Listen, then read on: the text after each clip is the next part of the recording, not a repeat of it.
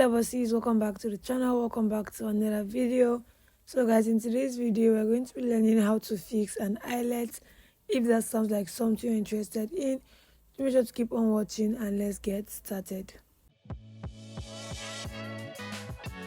So to fix your eyelet, you first of all start by marking the points where you want your eyelets to be. So this is an up close view of my marked point. So yeah, I'm going to be making use of my Corset machine right here. And these are the dies. We have the big one and the small one.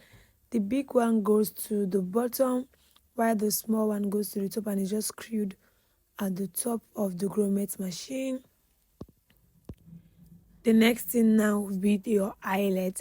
So yeah, for the eyelet, it's a pair. It comes together. We have the top portion and the bottom portion. So the big one is for the top and the small one is for the bottom portion.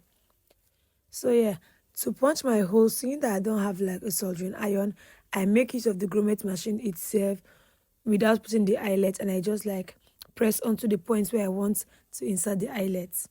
So by doing this, it creates like a hole.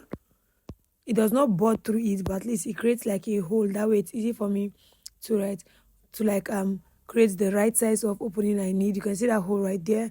So I then make use of my scissors to snip through the top, to snip through both sides, both the front and also the lining portion. That way my scissors can now pass through, and then I just create like tiny little notches that fit perfectly around that hole. I hope that makes sense. So then just snip, making use of that marked circle as a guide. Snip. Then you go ahead to cut off, just basically to create like a hole, just like an opening for the eyelets to pass through. After you're done, you go ahead and you grab the big one. So the big one stays at the right side while the flat one stays at the wrong side. So place the big one like so.